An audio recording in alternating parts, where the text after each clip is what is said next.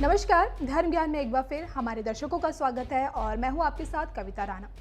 Dragon के घर से निकले जानलेवा कोविड-19 के सामने दुनिया के ताकतवर मुल्क भी पस्त हैं। छोटे से छोटा मुल्क और बड़े से बड़ा देश किलर वायरस के जाल में फंसा हुआ है। आलम यह है कि अमेरिका जैसा देश भी कोविड-19 के आगे लाचार खड़ा है। ऐसा इसलिए क्योंकि कोरोना की मार सबसे ज्यादा अमेरिका पर ही पड़ी है। अमेरिका में संक्रमित मरीजों की जनसंख्या जहां 16 लाख के पार पहुंच चुकी है, तो वहीं मौत का आंकड़ा 97,000 के पार पहुंच चुका है। फिर भी इन गंभीर हालातों में अमेरिकी राष्ट्रपति डोनाल्ड ट्रंप हैं जो लॉकडाउन खोलने पर अड़े हुए हैं। हालांकि इस बीच अमेरिकी राष्ट्रपति डोनाल्ड ट्रंप का भगवा अवतार भी नजर आया। कभी ट्रंप हेलो हाय छोड़ नमस्ते करते हुए दिखाई देते हैं, तो कभी वैदिक मंत्रों से व्हाइट हाउस गूंजने लगता है। कुछ वक्त पहले ही कोविड-19 के बढ़ते प्रकोप को देखते हुए व्हाइट हाउस के रोज गार्डन में प्रार्थना दिवस मनाया गया था, जिसमें अमेरिकी राष्ट्रपति Donald Trump, first lady Melania और कुछ आला अधिकारियों की मौजूदगी में पूरे हिंदू रीति रिवाज के साथ वैदिक मंत्रों का उच्चारण हुआ। इसके लिए बाकायदा खास तौर पर नारायण मंदिर के मुख्य पुजारी को भी बुलाया गया। समूचा व्हाइट हाउस जब वैदिक मंत्रों से गूंजा तो नजारा देखने लायक था। हालांकि शांति पाठ के अलावा अन्य धर्म गुरुओं को भी बुलाया गया था। ऐसा पहली बार नहीं है कि जब व्हाइट हाउस में हिंदू रीति रिवाजों की झलक देखने को मिली हो। इससे पहले भी दिवाली हो या फिर होली, भारतीय संस्कृति और हिंदू धर्म की झलक व्हाइट हाउस में नजर आ जाती है। अब डोनाल्ड ट्रंप समूचे अमेरिका में उन्होंने हिंदू मंदिरों के कपाट खोलने का फरमान सुनाया है। असल में मुल्क की अर्थव्यवस्था को बचाने के लिए डोनाल्ड ट्रंप न सिर्फ लॉकडाउन में ढील देने के मूड में हैं, बल्कि लॉकडाउन हटाना भी चाहते हैं, जिसके चलते उन्होंने बाकायदा प्रेस कॉन्फ्रेंस कर राज्यों को प्रार्थना घर खोलने का आदेश सुनाया है। उन्होंने कहा कि आज मैं प्रार्थना घरों, चर्च, मंदिर और मस्जिदों को जरूरी स्थानों की श्रेणी में रख रहा हूं, क्योंकि ये जरूरी सेवा प्रदान करते हैं। I call upon governors to allow our churches and places of worship to open right now. तो कोविड-19 से बेहाल अमेरिका में हालात दिन पर दिन बिगड़ते जा रहे हैं और ऐसे माहौल में ट्रंप का प्रार्थना स्थल खोलने की वकालत करना जोखिम भरा फैसला है या फिर समझदारी, अब ये तो वक्त ही बताएगा। Thank you very much. At my direction, the Centers for Disease Control and Prevention is issuing guidance for communities of faith. I want to thank Dr. Redfield and the CDC for their work on this matter and all the other work they've been doing over the past, what now seems like a long period of time. Today, I'm identifying houses of worship, churches, synagogue, and mosques as essential places that provide essential services. Some governors have deemed liquor stores and abortion clinics as essential, but have left out churches and other houses of worship. It's not right. So I'm correcting this injustice and calling houses of worship essential. I call upon governors to allow our churches and places of worship to open right now. If there's any question, they're going to have to call me, but they're not going to be successful in that call. These are places that hold our society together and keep our people united. The people are demanding to go to church and synagogue, go to their mosque. Many millions of Americans embrace worship as an essential part of life.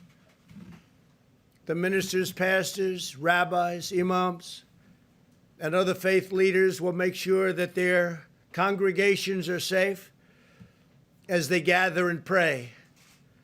I know them well. They love their congregations. They love their people. They don't want anything bad to happen to them or to anybody else. The governors need to do the right thing and allow these very important, essential places of faith to open right now for this weekend. If they don't do it, I will override the governors. In America, we need more prayer, not less. Thank you very much. Thank you. Have a household with, and to even consider sharing social distance space as long as you have utensils that belong to individuals and that maybe can be thrown out immediately. There's a lot of things to think through. I know you can do this. I know the American people can do it. And so please, as you go out this weekend, understand you can go out, you can be outside, you can play golf, you can play tennis with marked balls, you can go to the beaches if you stay 6 feet apart. But remember that that is your space, and that's a space that you need to protect and ensure that you're social distance for others. Thank you. I want to start by, Dr. Birx, if I could have you stay here for just a moment or two. Zeke, I believe you emailed me a question about nursing homes and testing this morning. If you want to ask it, I'll have Dr. Birx give you an answer. I think that's great. Thank you. Dr. Birx, last week, or sorry, 2 weeks ago, you and the Vice President Governors, you wanted 100% of nursing home residents and staff tested within 2 weeks. Most states aren't going to meet that. Some 2 weeks later haven't even started to try, saying it's impractical and feasible. Are you disappointed? And also, what are the consequences of that inaction? No, I know many of you don't know me. I'm a very aspirational and hopeful person that like to put out challenges because I think that's what needs to be done. You know, we've had it in the Open Up America guidance where we asked them to test all the nursing homes, nursing home residents and workers. We know that that group is very susceptible and has significant mortality. And so we continue to ask the states. We always look at the side of the ones who haven't been able to get it done. There are some that are getting it done. And I think what we will learn is from those who were able to get it done, how to do this more efficiently and effectively so that we can work together to ensure that not only we have the baseline testing, but we continuously test the workers within the homes to prevent any asymptomatic spread back to the residents once we show they're negative. We only have 1 million nursing home residents. We're testing way over 1 million people per week, getting closer to over 2 million people a week. So over that 4 million per 2 weeks, I was hoping that 1 million of those could be our nursing home residents. I think week over week as we see testing expand, it's not going to just be, and it's why I keep coming back to this, it's not the number of people you have tested. We see this all the time with other diseases. We have a lot of worried well that will come back frequently to get tested. We want to test, and we want states testing in areas where we know there's higher vulnerability to susceptibility to worse outcomes, like our nursing homes, areas where we know there have been outbreaks, such as prisons, meatpacking plants, particularly areas where people are transported to plants together or live together in a single residence or multiple residents, but there's multiple group home kind of housing situations. And among our inner cities where we know people may have not as much access to testing, it's why money has gone to the federal clinics for testing.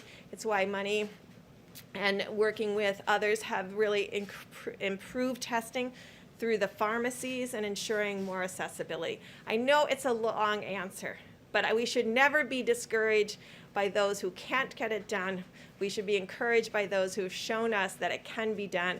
And then on the governor's calls, we have those governors present to the other governors how they did it. And following up on the president's announcement regarding places of worship, deeming them essential and then having them all reopen, what guidelines and encouragement do you have for pastors, rabbis, imams as they prepare to reopen? Is that appropriate nationwide right now? And what precautions do they need to follow if they're going to reopen their houses of worship?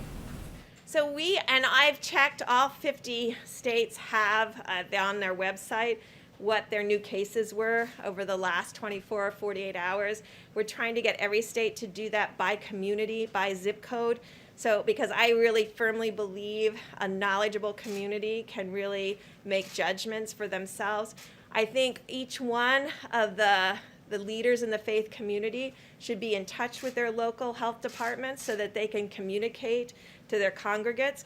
Certainly people that have significant comorbidities, we want them protected. I know those houses of worship want to protect them.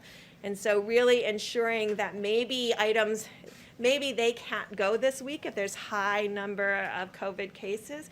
Maybe they wait another week. But there is a way to social distance like you are here in places of worship. And I think what we're trying to say with the CDC guidance is there's a way for us to work together to have social distancing and safety for people so that we decrease the amount of exposure that anyone would have to an asymptomatic. And I say it that way because I know all of you and all of Americans, if they didn't feel well, they wouldn't go to church that day.